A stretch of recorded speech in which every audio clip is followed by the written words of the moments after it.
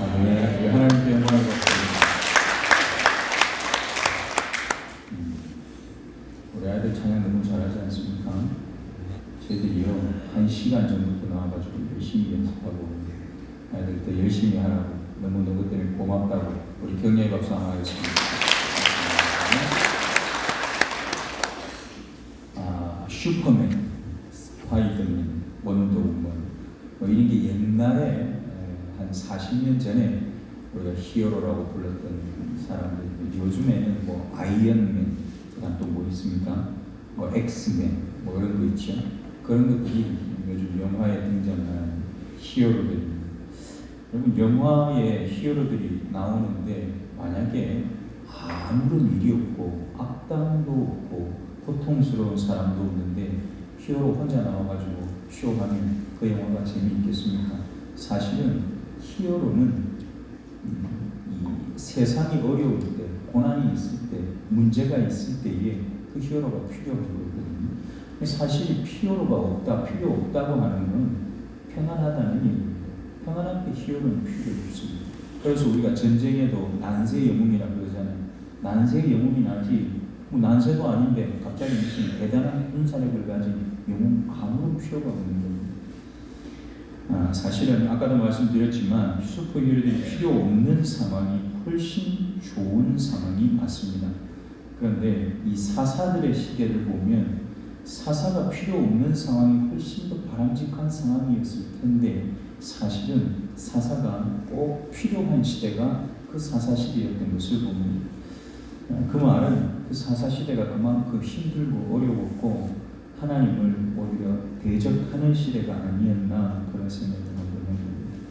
오늘 본문에 하나님께서 사사를 세우시는 때와 그 이유에 대해서 말씀을 해주시는데 과연 우리는 이렇게 악하고 불의한 이스라엘보다 과연 더 낫는가? 우리 자신을 한번 살펴보고 하나님의 구원 역사에 저와 여러분이 좋은 동반자가 되시기를 축복합니다. 오늘 본문에 보면 16절에 이렇게 시작을 했죠. 16절 한번 같이 봅니다. 16절입니다.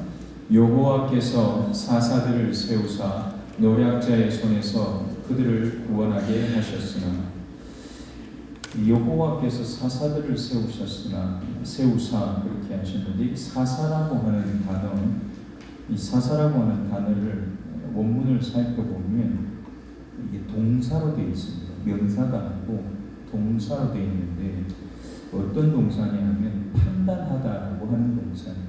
판단하다 그리고 재판하다 혹은 다스린다 그런 뜻이 이 사사라고 하는 단어 속에 들어 있습니다. 근데 우리가 사사기를 최소한 한 번 이상 읽어보신 분은 아시겠지만 사사기 안에 재판하는 장면이 나옵니까? 재판하는 장면이 안 나옵니다. 사사가 주로 하는 일은 어떤 일이냐? 도탄에 빠진 자기 백성을 구원하는 일을 합니다. 대적들을 물리치고 자기 백성들에게 평화를 주는 일을 하는 게 바로 이 사사들이 하는 일입니다. 그래서 실제로 이 사사가 실제로 하는 일은 구원자의 역할 혹은 하나님이 그 사사에게 맡기신 말씀과 명령을 자기 백성들에게 선포하고 치기하는 일을 이 사사들이 하게 됩니다. 그럼 오늘 여호와께서 이스라엘을 위해서 사사를 왜 세우셨는가? 우리가 읽었던 그 16절에서는 이렇게 얘기를 하죠. 무엇 때문에 세우셨다고 했습니까? 노략자의 손에서 그들을 구원하기 위해서 아까 말씀대로 구원의 역할을 위해서 그들을 세웠다고 얘기를 하십니다. 우리가 지난주가 아니라 그 지난주죠. 지난주는 헌신 예배를 드려서 다른 본문을 봤고 지난주에 헌신 예배 드리기 전에 우리가 어떤 장면을 봤는가 하면 여호수아가 죽고 또 여호수아와 함께 했던 장로들도 다 죽고 그랬을 때에 그 남은 세대가 신앙을 이어받은 다음 세대가 된 것이 아니라 신앙과 전혀 상관이 없는 다른 세대가 되었다 그렇게 얘기를 했습니다. 그래서 하나님께서 그 다른 세대가 된 이스라엘을 그 대적의 손에 넘기셔서 철저하게 짓밟히게 하시고 두들겨 맞게 하시고 빼앗기게 하시고 그런 고난을 당하게 하셨다라고 우리가 한 장면들을 우리가 보았습니다. 그런데 하나님께서 자기 백성을 그렇게 고통스럽게 하실 때 하나님의 본심은 너 한번 죽어봐라가 아니라고 말씀을 드렸습니다. 죽어봐라가 아니라 그 고난과 고통을 통해서 거룩하게 하시고자 하는 전혀 다른 볼보심의 뜻이 그 안에 들어있다고 하는 겁니다. 그래서 여호와께서는 사사들을 세우시는데 문제는 하나님께서 은혜와 사랑을 아무리 베풀어도 사람들은 그 은혜와 사랑에 제대로 반응할 줄을 모르는 겁니다. 문제는 은혜를 베풀고 사랑해 주면 그 은혜와 사랑에 감격하고 그 은혜와 사랑 때문에 나도 좀 그걸 할 줄 아는, 나도 은혜를 베풀고 나도 사랑할 줄 아는, 하나님이 내게 어떤 분인 줄을 누군가에게 보여줄 줄 아는 사람으로 변하면 좋은데 배은망덕해지는 거예요. 스스로 자만해지는 거예요. 나 하나님한테 이 정도 사랑받으니까 난 괜찮은 인간이야 라고 스스로 착각하게 되는 거예요. 그랬더니만 이스라엘에게 이런 일이 일어나요. 17절 보니까 이렇게 썼습니다. 17절 한 번 더 같이 읽습니다. 그들이 그 사사들에게도 순종하지 아니하고 오히려 다른 신들을 따라가 음행하며 그들에게 절하고 여호와의 명령을 순종하던 그들의 조상들이 행하던 길에서 속히 치우쳐 떠나서 그와 같이 행하지 아니하였더라. 아멘. 심지어는 사사들이 살아있는 동안에도 사사들에게 순종하지 않았다. 그렇게 얘기를 합니다. 분명히 하나님께서는 사사들을 통해서 말씀하시고 그들을 인도해 가시는데 눈앞에 있는 사람은 보이는데 눈에 안 보이는 하나님은 전혀 인식하지 못하고 살아가는 겁니다. 그런데 그런 이스라엘임에도 불구하고 부르짖기만 하면 하나님 저 죽겠어요. 한번 좀 살려주세요. 하나님 앞에 나와서 엎드려서 부르짖기만 하면 하나님이 그 소리를 귀 기울여 들으시고 일하시는 하나님이시라고 얘기를 하십니다. 그런 하나님을 향해서 이 이스라엘은 하나님이 아닌 그 땅의 우상을 섬기는 일에 몰두하게 됩니다. 왜 그렇게 될까? 여러분 근데 이스라엘 보고 어떻게 그러지? 우리는 제3자의 입장에서 그렇게 보지만 누군가 저와 여러분이 신앙생활하는 모습을 보고 제3자가 우리를 아주 객관적인 눈으로 쳐다볼 때 과연 우리를 보고 뭐라고 얘기할까요? 저 사람은 진짜 예수 믿는 사람이구나. 우리 그렇게 얘기 들을 수 있겠습니까?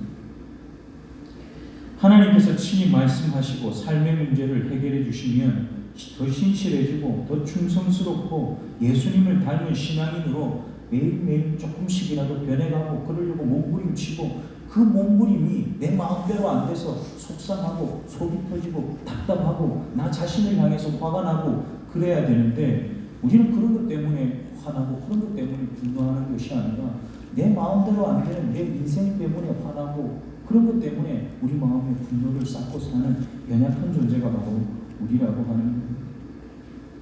이스라엘이 하나님을 우상 섬기듯이 대한 것처럼 이스라엘은요 하나님을 하나님으로 섬긴 게 아니라 우상 섬기는 거하고 똑같이 섬겼어요.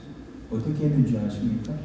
예배를, 기도를, 우리가 하나님 앞에 드리는 헌신을 그 신앙의 형식을 하나님 앞에 갖다 놓은 다음에 나 이거 했으니까 하나님 나한테 빚진 거 일주 주세요. 우리가 항상 이런 모습으로 하나님 앞에 신앙생활을 하고 있어요. 근데 이 수천 년 전에 이스라엘이 그렇게 하나님 앞에 살았다는 거예요. 누굴 보고? 자기들이 가나안 땅에 와보니까 이미 그 땅에 그렇게 사는 사람들이 있어요. 더 삐까뻔쩍하고 멋지게 제사 드리면서 더 재밌게 제사 드리면서 야 어떻게 저렇게 하냐? 그러면서 자기들 신을 섬기는 그 사람들의 그 생활 방식, 여기에 와서 살려면 저 사람들처럼 살아야 나도 저 사람들처럼 좀 떵떵거리고 살겠구나 하는 실수와 착각이 우리 속에 자꾸만 들어오게 되는 겁니다. 하나님은 이미 우리를 구원하시고 하나님은 이미 우리의 주인이 되셨고 내 아버지가 되셨기 때문에 그것만으로도 내가 드리는 예배가, 내가 하는 기도가, 내가 하나님 앞에 드리는 헌신이 충분히 가치 있는 일이고, 아니 어쩌면 주신 거에 비하면 턱없이 부족한 건데도 불구하고 전혀 그렇게 생각하지 못하고 내가 하나님 앞에 그거 하는 게 내 스스로가 너무 대견해가지고 내가 그걸 드리고 또 받을 게 있는 것처럼 끊임없이 우리는 그런 삶을 살게 됩니다. 여러분 우상 섬긴다고 하는 것은 give and take입니다. give and take. 우상 섬길 때는 여러분 혹시나 저기 점집에 가보신 분은 아시겠습니다. 표정을 보면 점집에 누가 가봤는지. 점집에 가면 뭘 냅니까? 안 가보셔가지고 다 모르시네. 복채를 내잖아요. TV에서 보셔놓고 복채를 내는데 그 복채를 내면 내는 만큼 그 앞에 앉아있는 신내리는 그 양반이 더 좋게 얘기해 줍니까? 안 해줍니까? 더 좋게 얘기해 주고 더 자세히 얘기해 주고. 여러분, 그게 바로 우상을 섬기는 겁니다. 내가 많이 드리면 그 사람도 나한테 많이 주는 거, 그게 우상하고 나하고의 관계예요. 근데 하나님하고 우리 관계가 그런 관계입니까? 어림도 없는 소리죠. 하나님은 우리가 하나님 앞에 아무것도 안 드렸을 때에 우리에게 자기 아들을 주신 분이 하나님이십니다. 도대체 뭘 우리가 하나님 앞에 드려서 그걸 갚겠다는 겁니까? 아무것도 드려서 갚을 게 없는 겁니다. 여러분, 하나님을 우상 섬기듯이 섬기는 이 이스라엘의 연약한 모습, 이것도 신앙이라고 가지고 하나님 앞에서 그래도 하나님 나 살려달라고 하나님 앞에 부르짖으면 하나님이 그것들을 쳐다보고도 그래 네가 나를 찾는구나, 찾아와서 그들을 도와주실 마음으로 항상 준비된 분이 하나님이시라는 겁니다. 여러분, 이 하나님 너무 감사하고 고맙지 않습니까? 여러분, 이 하나님 사랑하는 일을 우리 삶 끝나는 때까지 멈추지 마시고 포기하지 마시고 끝까지 사랑하고 사시기를 축복합니다. 우리가 그렇게 살아야 되는 건데 그렇게 못 산다는 거예요. 18절에 보니까 또 이렇게 썼어요. 18절 한 번 더 같이 보겠습니다. 18절입니다. 여호와께서 그들을 위하여 사사들을 세우실 때에는 그 사사와 함께 하셨고 그 사사가 사는 날 동안에는 여호와께서 그들을 대적의 손에서 구원하셨으니 이는 그들이 대적에게 압박과 괴롭게 함을 받아 슬피 부르짖음으로 여호와께서 뜻을 돌이키셨음이거늘. 아멘. 여러분, 여기에 보니까 우리가 울부짖기만 하면 뜻을 돌이키는 분이 하나님이시라 그렇게 얘기를 하는데, 여러분, 여기에 중요한 얘기가 하나가 더 들어있습니다. 18절에 두 번째 줄쯤에 보면 이렇게 얘기하시죠. 사사들을 세우실 때에는 그 사사와 함께 하셨고 그 사사가 사는 날 동안에는 여호와께서 그들을 대적의 손에서 구원하셨으니, 그렇게 얘기를 하십니다. 여러분, 이스라엘의 눈에 하나님이 안 보였습니다. 이스라엘 눈에 하나님이 안 보였어요. 근데 그 고통 중에 눈에 안 보이는 하나님을 향해서 부르짖을 때 하나님이 준비한 사람을 그들에게 사사로 세워주셨습니다. 사사는 그 사람들 눈에 보이는 존재입니다. 눈으로 보고 그 사람이 이렇게 명령하면 그걸 따라서 내가 가면 살 길이 있구나 라고 보여주시는, 하나님이 그를 세워서 일하는 존재가 바로 사사예요. 하나님은 내가 지금 너희들과 함께 하고 있다 하는 걸 누구를 통해서 보여주시는가 하면 하나님이 세운 그 사사를 통해서 보여주시는 거예요. 그 사사와 함께 하시며 그 입을 통해서 우리에게 어떤 명령을 주시는가, 그 명령에 귀 기울이고 사는 그 사람들이 그 사사를 통해서 살아계신 하나님을 보게 됩니다.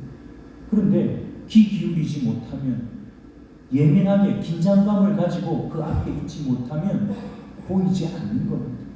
눈앞에 한 사람만 보일 뿐이고 하나님은 보이지 않게 되는 겁니다. 여러분, 하나님께서 사사들과 함께 하신 것을 보여주셨을 때 이스라엘은 잠시나마 제정신이 돌아와서 긴장하고 그렇게 신앙생활을 했고, 사사들이 죽고 나면 다시 자신들의 처해 있는 원래 그 상황, 힘겹게 살아야 되고 타협할 수밖에 없어 보이는 그 상황 속으로 다시 들어가게 됐습니다. 그래서 19절에 보니까 이렇게 얘기를 했는데 이 뉘앙스가 참 이상합니다. 한번 보겠습니다. 19절입니다. 그 사사가 죽은 후에는 그들이 돌이켜 그들의 조상들보다 더욱 타락하여 다른 신들을 따라 섬기며 그들에게 절하고 그들의 행위와 패역한 길을 그치지 아니하였으므로. 아멘. 여기 보니까요, 19절에 보니까 이 지금 세대가 그 이전 세대보다 더 악하고 뭔가 잘 못한다라는 뉘앙스가 느껴집니다. 반대로 그 이전에 너희 조상들 세대가 너보다는 훨씬 나았다, 이렇게 말씀하시는 것 같아요. 여러분, 지금 이 사사시대가 시작된 이 가나안 땅에 들어와 살고 있는 이 시대 전에는 무슨 시대였습니까? 어디에 살았습니까? 어디에 살았습니까? 광야에 살았잖아요. 광야 세대입니다. 우리 생초교회도 굳이 세대를 나눠보면 광야 세대가 있고 지금 모든 것이 다 준비되어 있는 이 호화로운 시대에 사는 가나안 땅에 들어와 사는 세대들이 있습니다. 우리 광야 세대를 살았던 어른들은 늘 생각할지 모릅니다. 너가 우리 때에 살아봤냐? 그때 얼마나 힘들었는데 우리는 그래도 그거 다 했구만. 너는 도대체 뭐하나? 그런 마음이 들 수 있습니다. 그런데요, 그 말이 틀리지 않습니다. 맞는 말이 맞습니다. 실제로는 지금 저도 이제 저 아이들을 바라보면 너는 도대체 뭐하나? 이 팔자 좋은 백성들아, 공부만 열심히 하면 되는데 뭘 그걸 못하나? 이런 마음이 들 수 있습니다. 그런데 저도 마찬가지고 우리 여기에 있는 그 다음 세대가 된 어른들도 마찬가지고 지금 얘들도 마찬가지입니다. 신의 나름대로는 힘든 겁니다.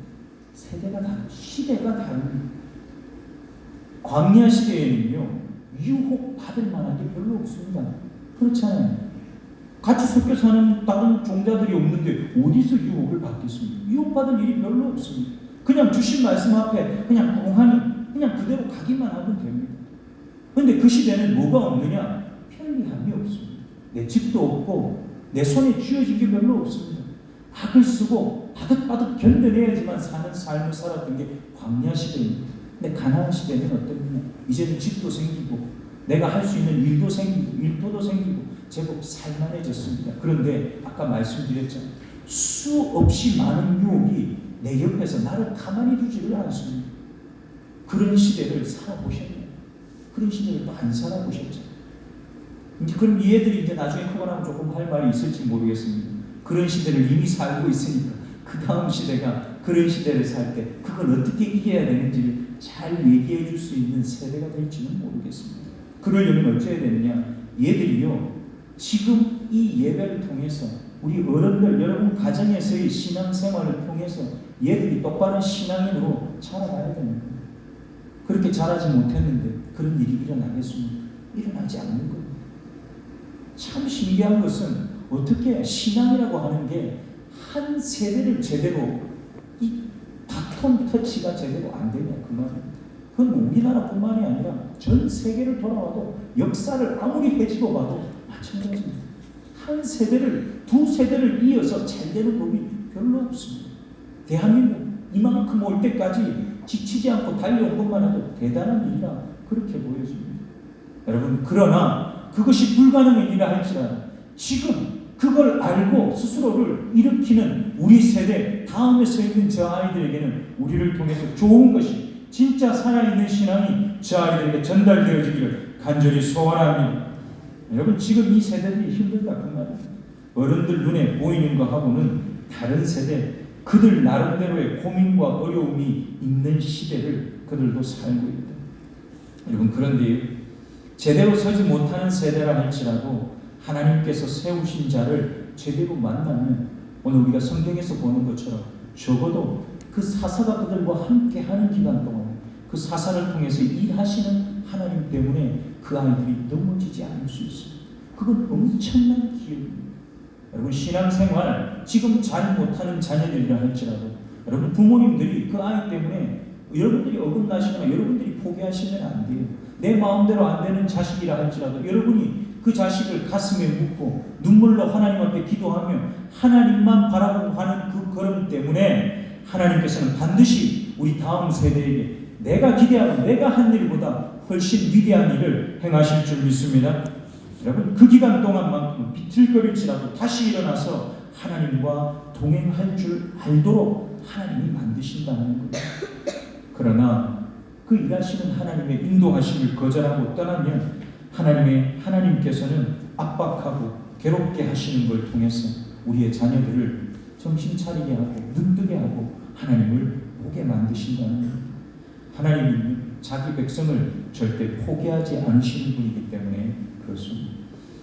하나님께서 여호수아가 죽을 때에 왜 이방인들을 다 축출하지 않으시고 남겨두셨는지를 오늘 본문 22절에 다시 이렇게 또 말씀을 하십니다. 22절 한번 같이 보겠습니다. 22절입니다. 이는 이스라엘이 그들의 조상들이 지킨 것 같이 나 여호와의 도를 지켜 행하나 아니하나 그들을 시험하려 함이라 하시니라. 아멘. 여러분, 우리 시대의 시험은 뭐하고 같은 말입니까? 우리 시대의 시험은 경쟁하고 같은 말입니다. 내 옆에 사람하고 경쟁해서 내가 우위를 점하기 위해서 반드시 쳐야 되는 게 뭡니까? 그게 시험입니다. 아이들 학교에서도 시험 치죠. 회사 가도 시험 치죠. 공무원대도 시험 치죠. 시험 안 치는 데가 없습니다. 시험을 치고 그 시험을 통과하는 걸 통해서 내가 조금 더 나은 경쟁의 우위에 서게 되는 그 과정이 시험이라고 하는 과정입니다. 근데 하나님께서 저와 여러분을 시험하시는 시험은 어떤 시험일까요? 나하고 쟤하고 이렇게 비교해가지고 그렇게 하는 그런 경쟁의 우위를 점하는 그런 시험이 아닙니다. 하나님이 저와 여러분에게 주시는 시험은 나 자신과의 싸움을 해야 하는 시험입니다. 내 안에서 나를 넘어뜨리고 유혹하는 것들과 내 안에 있는 죄악된 것들, 내 안에 있는 욕심과 싸워서 이겨야 하는 바로 그 시험입니다. 이 시험은 우리의 수정과 실력을 확인하게 되는 시험일 뿐만 아니라 한 단계 더 나를 업그레이드 시키는 시험이 됩니다. 여러분, 시험 없는 학교 생활 좋겠니 안 좋겠니? 누구한테 물어보고 자연이한테 한번 물어보고, 이제 자연이도 곧 중학생이 돼가지고 열심히 공부해. 자연아, 시험이 없으면 학교 생활이 더 즐거울까 안 즐거울까? 솔직하게 얘기해. 없으면 즐겁지. 나도 시험 없으면 즐거웠을 것 같아, 훨씬. 그런데 이런 거죠. 시험이 없어서 즐거운 건 확실합니다. 놀면서 막 하고 싶은 대로.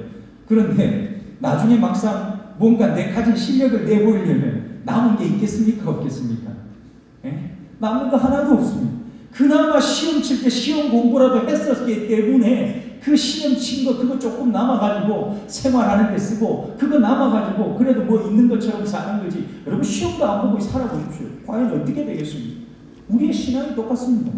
하나님이 우리를 끊임없이 시험하시는데 저와 여러분 속에 시험 당할 수밖에 없는 것들이 잔뜩 남아있습니다. 사사시 시작 때 제가 말씀드렸잖아요. 이스라엘이 그들에게 주어진 가나안 땅을 막 믿음으로 다 그냥 하나도 남김없이 다 차지했어야 되는데 그렇게 못했습니다. 너무 많이 남겨뒀습니다. 근데 그거를 차지하려고 하는데 그게 차지하는 것도 마음대로 안 됩니다. 그게 남겨진 모든 것들이 이스라엘에게는 시험거리가 됩니다. 하나하나 할 때마다 다 시험거리. 근데 그게 일부러 그랬냐? 일부러 그런 건 아니에요. 어쩔 수 없는 상황 속에서 남을 수밖에 없던 겁니다. 우리 속을 한번 들여다보십시오. 얼마나 못났는가? 우리 속을 한번 들여다보십시오. 얼마나 더럽고 냄새나는가? 깨끗해 보이지만 더럽고 괜찮아 보이지만 찌그러졌고 그게 우리 모습 아닙니까? 여러분, 근데 그 모습을 저주하지 마시라는 겁니다. 하나님은 우리 속에 남겨둔 그 찌그러진 모습 때문에 우리를 시험하시고 우리의 수준을 높이시고 그 찌그러진 것을 똑바로 펴서 내가 하나님이 그 일을 했다. 저와 여러분을 통해서 보여주시려고 그걸 남겨주셨다라고 얘기하는 겁니다. 여러분, 남겨진 찌그러지고 못난 모습 하나님 말씀으로 나를 도우시는 성령의 능력으로 똑바로 펴고 사시기를 축복합니다. 여러분, 그거 점령하고 사는 모습을 평생 사는 동안 저 아이들에게 보여주시고 사는 겁니다. 그러면 저 아이들이 뭘 보고 사는? 어릴 때는 우리 아버지가 우리 엄마가 완벽한 사람인 줄 알았는데 조금 크고 보니까 너무 허점이 많아. 그런데 그 허점 많은 분들이 좀 더 지켜보니까 하나님 앞에서 끊임없이 그 허점을 메꾸고 살려고 애쓰고 몸부림치는 모습을 저 아이들이 보는 겁니다. 그래서 저 아이들의 삶도 신앙이 이렇게 살아야 되는 거구나. 구멍 났지만 하나님 메꿔주시기를 바라고 사는 거구나. 그렇게 알아보는 겁니다.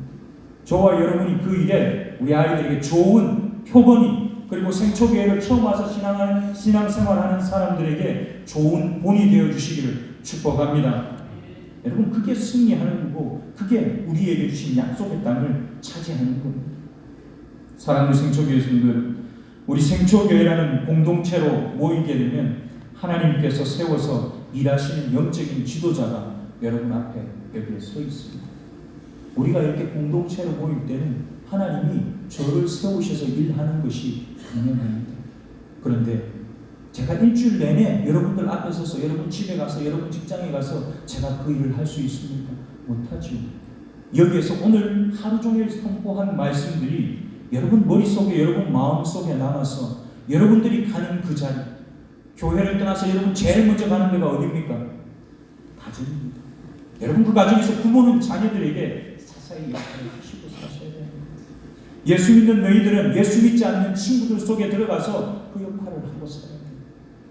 가정을 떠나서 여러분 직장 생활하는 자리, 친구를 만나러 가는 자리, 여러분이 가는 그 삶의 자리 속에서 여러분들은 또 사사의 역할을 여러분들이 그곳에서 감당하고 사셔야 되는 겁니다. 여러분과 제가 그 역할을 잘 해내셔야 우리 다음 세대가 하나님을 두려워할 줄 아는 복 있는 세대가 된다. 하나님 그렇게 얘기하십니다. 아까 이미 말씀드렸습니다. 그런데 그 일을 하려고 하니까 우리 속에는 너무 많은 지뢰밭이 있어요. 여기 밟으면 터지고 저기 밟으면 터지고 아무것도 아닌데 밟았는데 발목이 날아가고 여러분 그런 일들이 얼마나 많이 있습니까? 우리 안에 해결되지 않은 상처, 인격적인 결함, 죄악된 본성 다 그대로 남아 있습니다. 여러분 이 지뢰밭을 밟아서 터지는 그 지뢰의 피해를 최소화하면서 건너갈 방법은 도대체 어디에 있습니까? 방법이 있습니다. 방법이 있어요. 하나님께서 그래서 저와 여러분에게 어떤 자리를 요구하시는가 하면 기도하는 자리를 요구하는 겁니다. 기도하러 나오라는 겁니다. 그 자리에 와서 하나님 나 이렇게 못난 거 아시잖아요. 좀 도와주세요. 나 지뢰를 밟아서 발목이 날아간 줄 알았는데 지뢰가 불발이야. 얼마나 감사합니까? 내가 분명히 밟아서 터질 줄 알았는데 밟았는데 지뢰가 불발이 되는 거예요. 언제 그런 일이 일어나느냐? 우리가 기도하며 하나님 앞에 매달려 있는 동안 하나님께서 그런 일을 저와 여러분에 일어나게 하시는 거예요.